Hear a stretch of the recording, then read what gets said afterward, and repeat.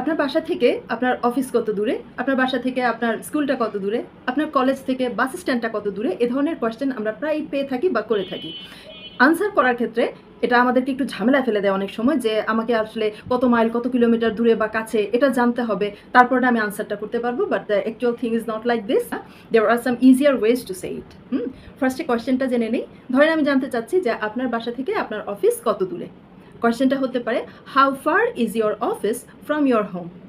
বা আপনার বাসা থেকে আপনার স্কুল কত দূরে? How far is your school from your home? আপনার কলেজ থেকে বাস স্ট্যান্ডটা কত দূরে?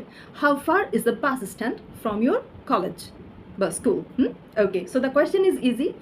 নাও হিয়ার কামস দ্য আনসার।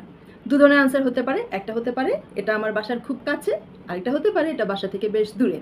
তো জায়গাটা যদি আমার বাসার খুব কাছে হয় তাহলে আমি বলতে পারি, well it's not far from my home, it's just a 5 minutes walk.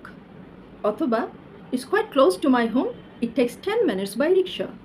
অথবা আমি বলতে পারি, well it's within walking distance. আর যদি একটু দূরে হয় তাহলে আমি বলতে পারি, well it's nowhere near enough, I need to take a bus or a train.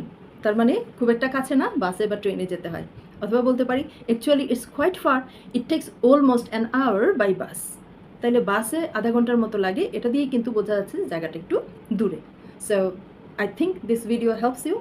Thank you very much.